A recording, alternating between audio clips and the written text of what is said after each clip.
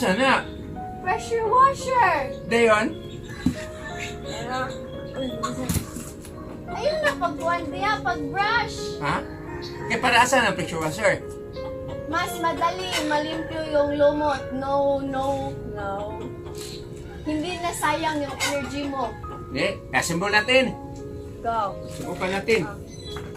Kaladarin mo doon. Paki-aswat ang pagod na ko. Okay, let's go. So, ayun, amin nang na-unbox at na-prepare yung high pressure washer. So, ito na siya. So, isa siyang G9 Turbo. Voltage niya, 220 volts. Rated power, 1,600 watts. Water flow is 8 liter per minute. Frequency niya is 50 hertz. Tapos, pressure is 75 bar. So, binasa ko lang yung anong nandito. So, makita pala siya. Makita? Oh, makita. So, ayan. So, ito yung on-off switch. Tapos, pressure gauge niya. Tapos, self-explanatory lang naman. Tsaka may, ano yun? May manual na din, kasali. Manual. It has a manual that is very easy to understand. May pictures din. So, alam nyo na yan pag-assemble. So, dalawa lang naman yung, hindi ko alam, output, input ito. Input, output. Yeah. This is the input. Tagisak ng tubig dito sa kabila. Okay na siya. Then, yung output. Yan.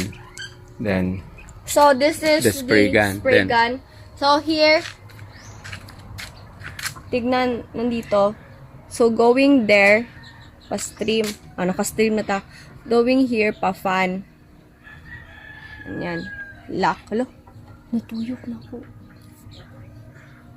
Going there. Fan. Ganyan. Tapos, kung stream, ganyan. So, i-try na natin ito. So, may dalawang feature siya, fan at saka stream. So, una natin i-try ay yung fan. Ito yung fan.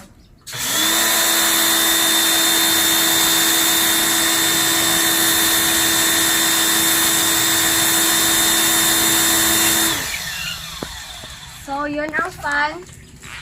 So, support nyo lang dito kasi baka ano dito, ma-turn din yun. So, like that. Okay, lock. So, yung stream.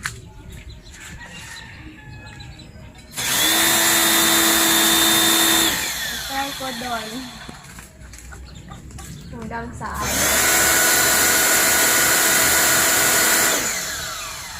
So, abot niya yung floating bonsai ni Papa. side view. Dito tari. Dito na. Kaya sa itong nozzle. Sige. Fire.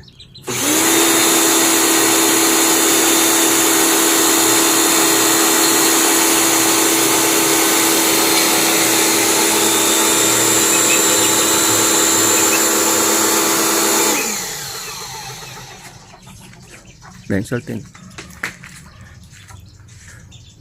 So, yun ang features ng pressure washer. So, i-try natin dito.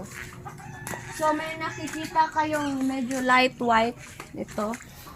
Yan ang gamit ni Papa kanina sa pag-brush. So, i-try natin yan pa, putiin pa.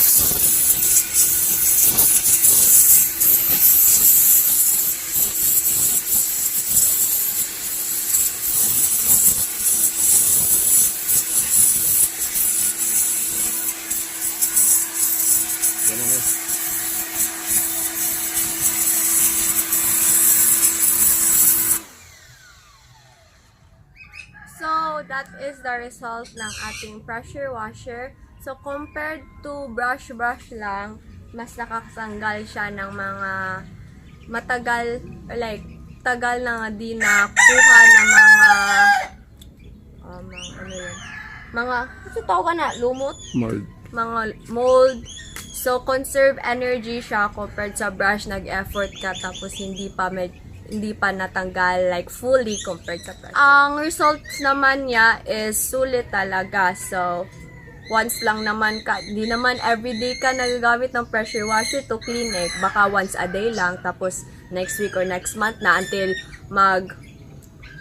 lumabi na din yung molds or ano ba yung gusto yung itanggal.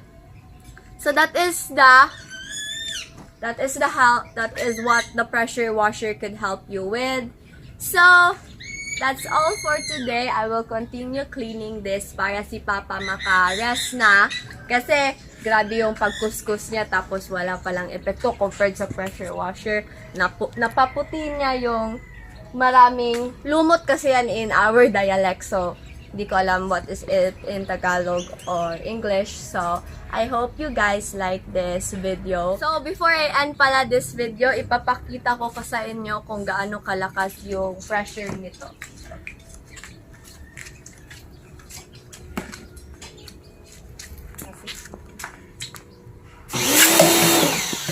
Test namin ulit kasi hindi nakuha ng camera kasi nabigla siya sa pressure.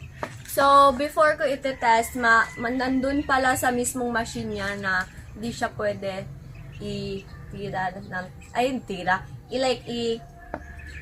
iigo. Basta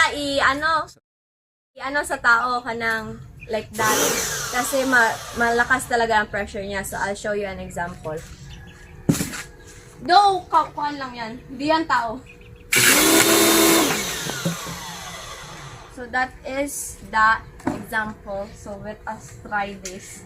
Pag ito nabasag, bili si Papa ng bagong pinggan. Wala na akong pinggan. Tiray pa ko ng kusog. Palay, kasi palagputa pa kusog. So, ayun.